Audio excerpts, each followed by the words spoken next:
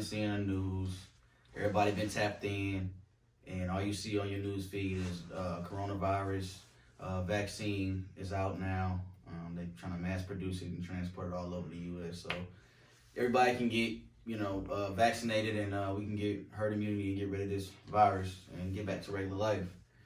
However, I take exception to it. I don't think that we should be so quick to jump to taking this. I mean, let's be honest. We all know that it takes, on average, about 5 to 10 years to actually develop a vaccine. They will have developed this vaccine in like 11 months. Now you gotta ask yourself. Now you gotta go through clinicals. You gotta submit, your works and findings to the CDC and things of that nature, and before you can just mass produce it and send it out. So, how do we justify going from 5 to 10 years to 11 months? Now you might say, oh, well, we're pressed, we're super fueled to make sure that we get this done so we can open up the economy, X, Y, and Z. But that don't mean that mistakes can't be made. And the last thing you want to do is hear a commercial in 10 years, like an asbestos commercial. You know what I mean? Like, do you have asbestos ceilings? Are you suffering from mesothelioma? Mm-hmm.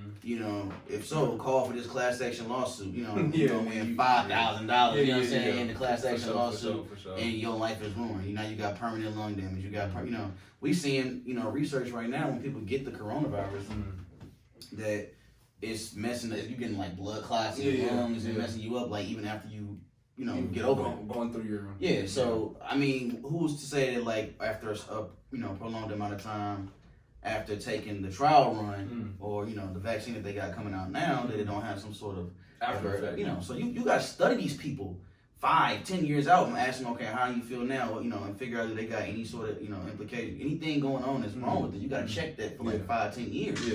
To be a successful study, and we just don't have the time for that. We want to herd immunity, we want to get it out the way, but I don't know, man. So, and I hear you with all that, and actually, I mean, just to be completely frank with everybody, I'm not even 100% with taking it right now myself because of some of the things you pointed out, but I do think that it is something that we should at least give a hard think about, because in the past, like with the other vaccines that I'm sure that you had looked up, was like influenza, the flu.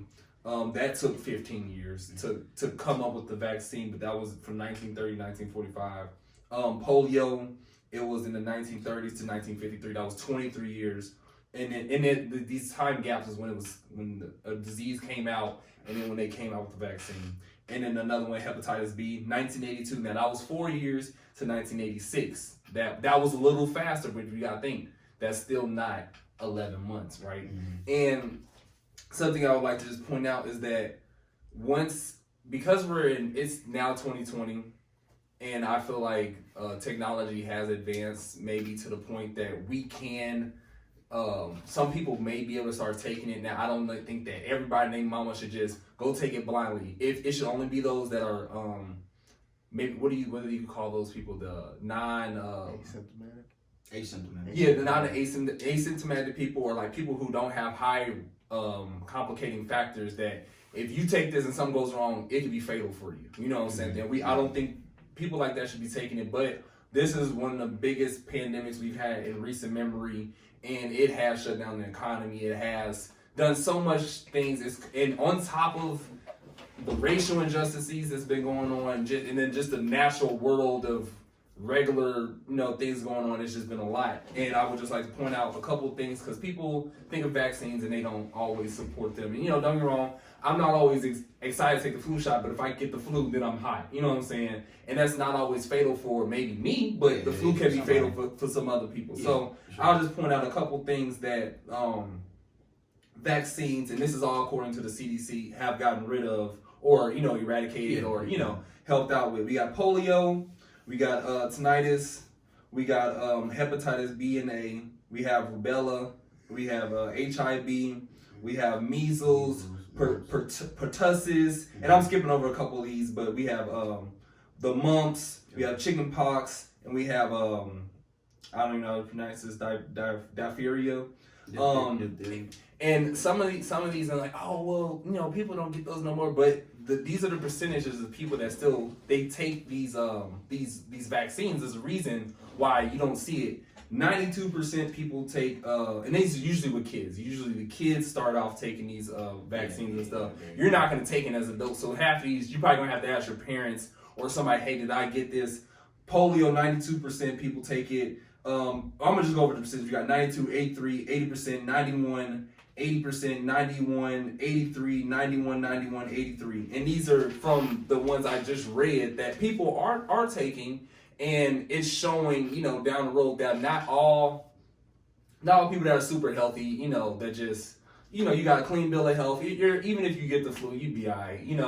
Even like some people I'm sure who've gotten COVID, they've bounced back and it hasn't really been much to it. But just in this day and age and just with all that's going on, I think that mass producing is terrible. I don't think you should just put something out, especially if you're selling it, especially if you have That'll lead me to my next point. Yeah. So like people doing it for ulterior motives and stuff like that. If it's truly to get this world, because not just our nation, but the United States is one of the biggest hotspots because our economy dictates everybody else's economy. Exactly. So that's what I have. Well, okay, going back to the point where you made using it for a profit. Mm-hmm. So the issue, with that is during this pandemic for 11 months, the top 1% in this country profited $1 trillion. Mm-hmm. So what does that tell you?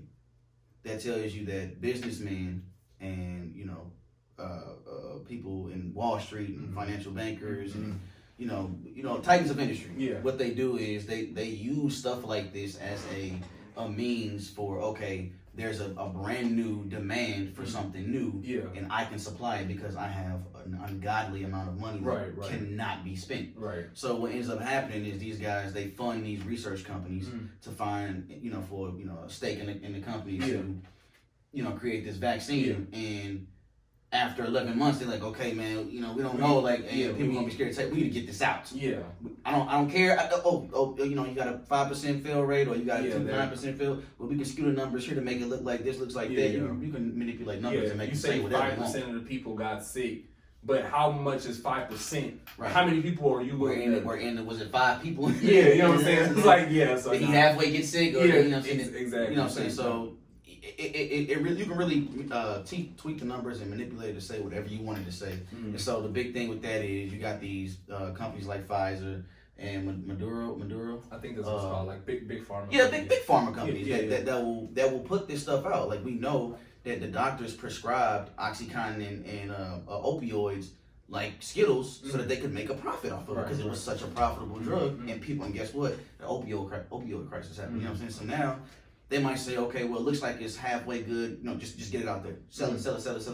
Yeah. And they make, I'm talking about money, hand over fist, fist over hand, all of that. And so now we as the people of this country, or, the destitute who don't have much, or just the average citizen, I think that they doing the right thing by getting the vaccine. You get screwed in the end because of the billionaire overlord class, So I feel what you're saying, and my main point is that we don't be so quick to dismiss it, because I think in our day and age, a lot of people don't trust the government, and I completely agree. I'm sure everybody in here, we don't just straight up trust the government, and you should never just put 100% of your trust in anything, and that's just in life.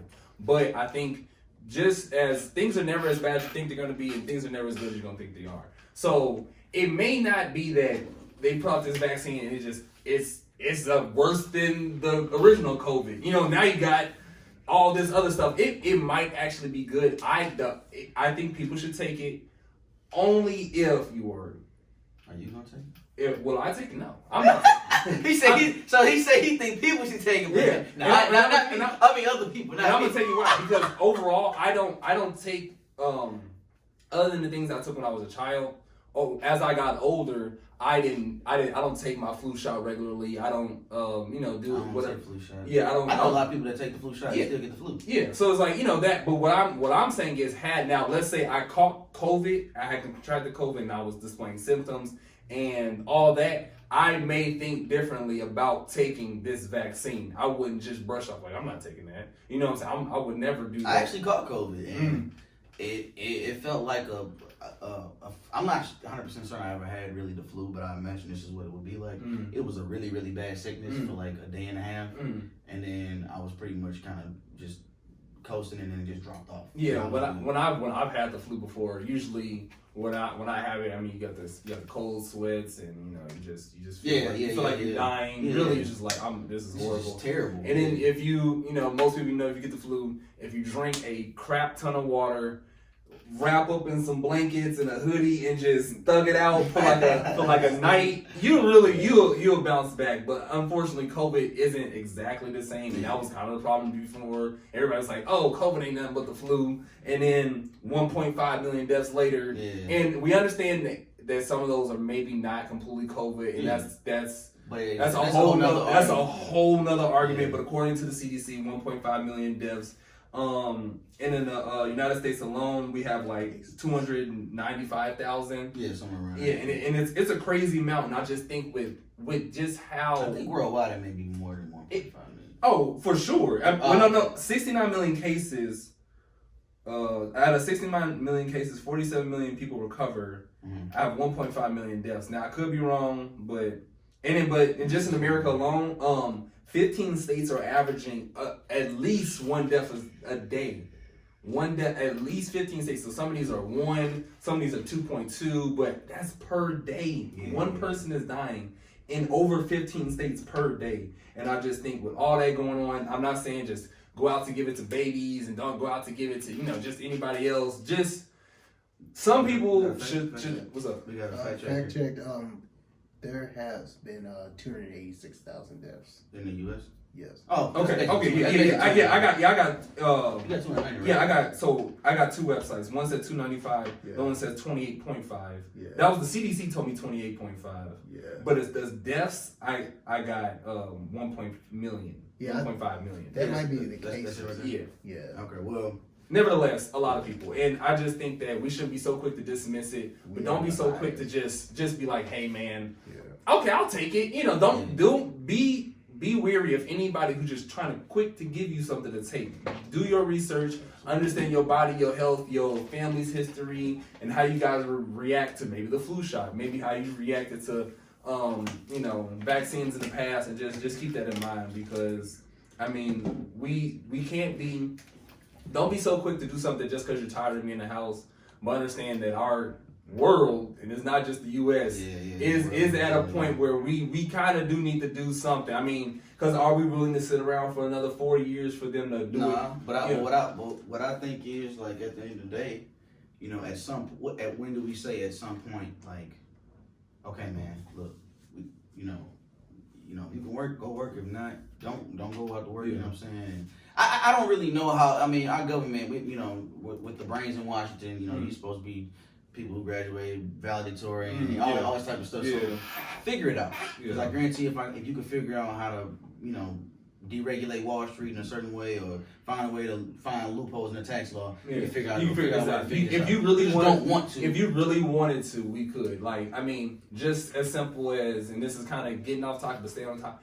If we could have just shut down the economy for a month, everybody just stay at home. Nobody collect rent. No banks don't collect mortgage and loans. Nobody collects anything. Everybody stay at home. We send you $800-900 a month, so you can go to the grocery store. And even if you just have the people that are working at the grocery stores, you get extra pay. Y'all getting extra pay, and y'all bring food to people's houses. The people that's still working, not only are you making money from your job, we gonna fund them. Yeah. So we gonna fund your job to make sure you're getting paid. Exactly. Protection program. We're gonna keep doing that, and we're gonna give you an additional $800-900 a month on top of you working. Yes, and if we were to do something like that, then maybe they could take a little more time on the vaccine. Sure. Or who knows what would happen if everyone could follow regulations. And understand this. Yeah. We don't have somebody here right now because they were potentially exposed. Yeah. You know what I'm saying? So we're not just out here just saying something we ain't T's and P's, T's and P's to my boy Ryan. Okay, you know what I'm saying. You know what I'm saying. You know what I'm saying? Because you gotta play it safe. But that's pretty much all I have. I say if you're gonna take it, which I think some people should just think about it. Don't just be so quick to dismiss it. Don't be so quick to take it. Also, to my conspiracy theory folks out there, think about this.